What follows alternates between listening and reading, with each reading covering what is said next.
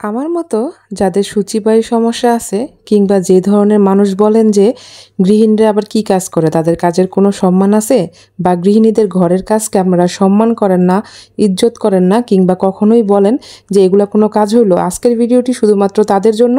আমি আশা করছি আজকের ভিডিওটি দেখার পর আপনাদের মন মানসিকতা পরিবর্তন হয়ে যাবে এবং কোনোদিন যদি কোনো মেয়েকে এই কথা বলে থাকেন তাহলে অবশ্যই সরি বলবেন।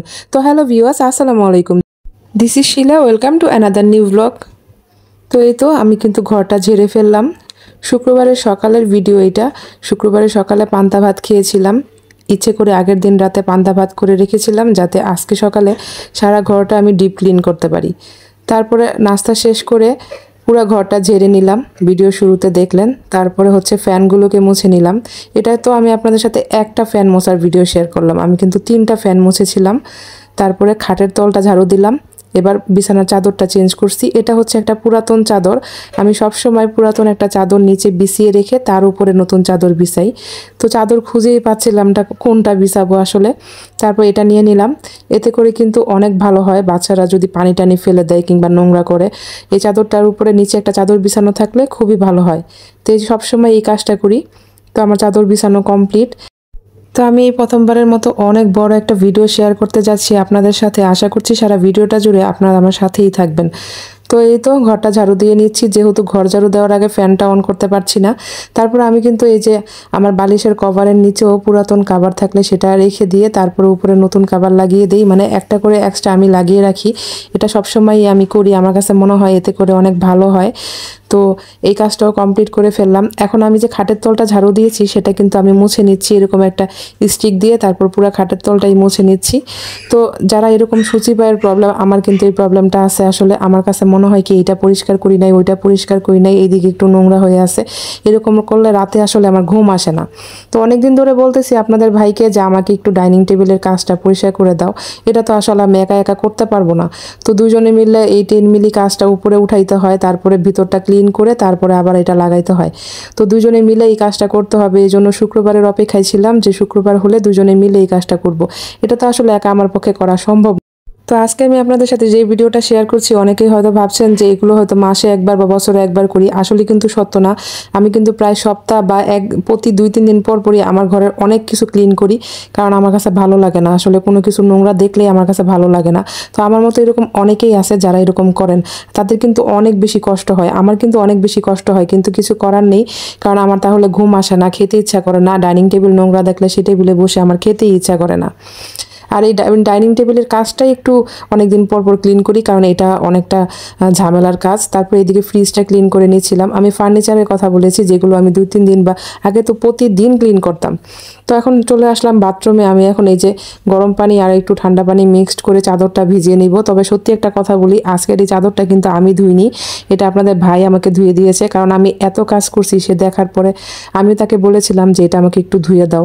তো এদিকে আমি ফুলগুলো নিয়ে নিয়েছি। এখানে আমার ঘর সাজানোর জন্য অনেকগুলা ফুল, আর এগুলো আমি অনেক শখ করে পছন্দ করে করে খুঁজে খুঁজে তারপরে কিনেছি। কিন্তু আসলে ফুলগুলো ক্লিন না করলে কি হয়, নোংরা হয়ে যায়, আবার অনেক বেশি ধুলাবালি। আমি আসলে এই বাসাটায় আসার আগে ভেবেছিলাম যে আমি একটু মেন রোড থেকে দূরে বাসা নিব যাতে ধুলাবালি কম হয়।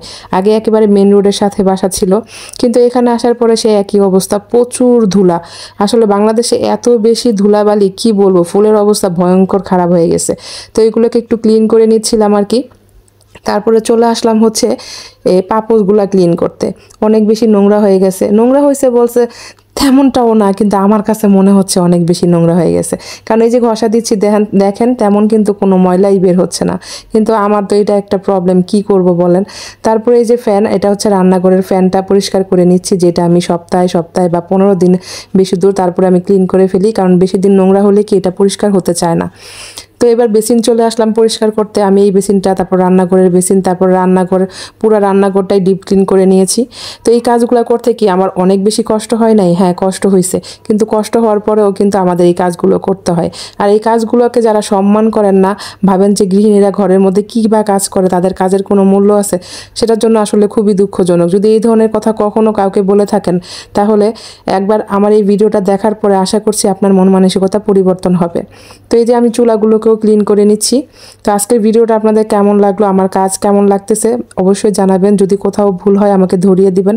আর যদি ভিডিওটা আপনাদের কোথাও ভালো লাগে তাহলে আপনাদের পরিবার এবং পরিজনদের সাথে ভিডিওটা শেয়ার করতে পারেন। আর যারা আমার ফেসবুক পেজ থেকে দেখছেন চাইলে পেজটা ফলো করে দিতে পারেন। আর অবশ্যই আপনাদের মূল্যবান মন্তব্য জানাবেন, এতে করে কিন্তু আমি নতুন নতুন ভিডিও তৈরি করার প্রতি অনেক বেশি ইন্সপায়ার হই। আর যারা আমাকে ইউটিউব চ্যানেল থেকে দেখছেন চাইলে চ্যানেলটা সাবস্ক্রাইব করে দিতে পারেন। তারপর আমি চলে আসলাম হচ্ছে ঘরের জানলাগুলোকে ক্লিন করতে। তো এগুলোও কিন্তু আমি কিছুদিন পর পর এরকম পরিষ্কার করে নেই ন্যাকড়া ভিজিয়ে, তারপরে থাইটাও পরিষ্কার করি। তো আজকে আর থাইটা করিনি, এগুলো করে আমি অনেক অসুস্থ হয়ে গেছি, কারণ এখনও কিন্তু আমার রান্না করা বাকি। তারপরে এগুলো কমপ্লিট করে চলে আসলাম, অনেক গরম লাগতেছে। তো সবাই ভাবলাম যে একটু আইসক্রিম খাই 3 জনে মিলে। তো ছোটো বাচ্চা যেহেতু ওরে দিতে চাই না, কিন্তু ও তো অনেক খাওয়ার জন্য বায়না ধরে। তো আইসক্রিম শেষ করে চলে আসলাম চুলার পারে। আজকে আমি মোরগ পোলাও রান্না করব, যেহেতু অনেক কাজ করছি, যাতে সিম্পলভাবে কাজ হয়ে যায় এবং স্পেশালও হয়ে যায়। তো আমি সবসময় আলুটা ভেজে নিই, আর আপনাদের ভাই মোরগ পোলাওতে আলু অনেক পছন্দ করে। আগে প্রথম দিকে আলু দিতাম না, এখন আলুটা অনেক বেশি ভালো লাগে। আর এটা হচ্ছে ব্রয়লার মুরগি, যেটা আমি ভেজে রান্না করেছিলাম। বিশ্বাস করবেন না, আজকে একটা কাজের মধ্যে এত তাড়াহুড়া করে রান্না করেছি, কিন্তু আজকের রান্নাটা খেতে এত ভালো হয়েছিল কি বলবো। তা আমি কিন্তু সবসময় পোলাও চালটাকে ভিজিয়ে রাখি, এতে করে অনেক বেশি ঝরঝরা হয়।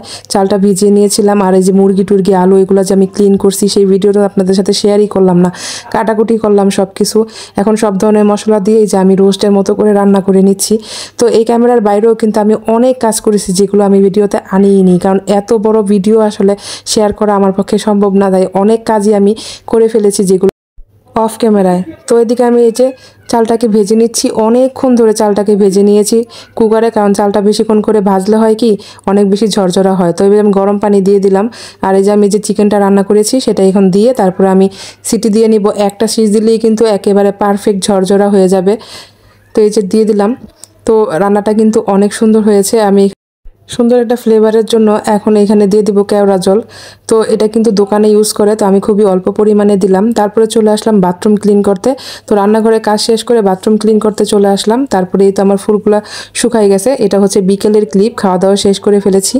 আমি কিন্তু সকালে ঘুম থেকে উঠে এই যে রাত পর্যন্ত কাজ করলাম, এক ফোঁটাও কিন্তু রেস্ট নিতে পারিনি। বিকেলে আবার এই ফুলগুলোকে গুছিয়ে রেখে তারপর চলে আসলাম ফার্নিচারগুলো ক্লিন করতে, কারণ এটা আমি সারাদিনে সময় পাইনি। তো আমি পুরো ঘরের ফার্নিচারগুলো ক্লিন করছি। এখানে তো জাস্ট আপনাদেরকে একটা বা দুইটা দেখাচ্ছি। আর আমার সাথে সাথে চলে আসছে আমার ছোট বুড়ি, সে নতুন জামা দিয়ে ফার্নিচার ক্লিন করতেছে আমার সাথে। দেখেন কি অবস্থা। তো আজকের ভিডিওটা আপনাদের কেমন লাগলো জানাতে একেবারেই ভুলবেন না। যদি আপনাদের কোথাও এতটুকু ভালো লাগে তাহলে অবশ্যই লাইক ফলো শেয়ার করে দিবেন। যারা আমাকে ফেসবুক পেজ থেকে দেখছেন চাইলে পেজটা ফলো করে দিতে পারেন। আর যারা আমাকে ইউটিউব চ্যানেল থেকে দেখছেন চাইলে চ্যানেলটা সাবস্ক্রাইব করে দিয়ে বেল বাটনে প্রেস করে দিতে পারেন। তারপরে এই যে ছাদের থেকে কাপড় নিয়ে আসছি, এখন এগুলো সব গুছিয়ে রাখছি। তো আমার মতো কারা কারা আছেন যারা এরকম সারাদিন এরকম কাজ কাম করেন, তারা কিন্তু আমাকে কমেন্ট করতে পারেন। আমার ভিডিওটা আপনাদের কেমন লাগছে সেটাও জানাতে পারেন। তো আজকে সারা ভিডিওটা জুড়ে যারা আমার সাথে ছিলেন সবাইকে জানাই অসংখ্য ধন্যবাদ। নতুন একটা ব্লগ নিয়ে আবার চলে আসবো। ধন্যবাদ, আল্লাহ হাফেজ।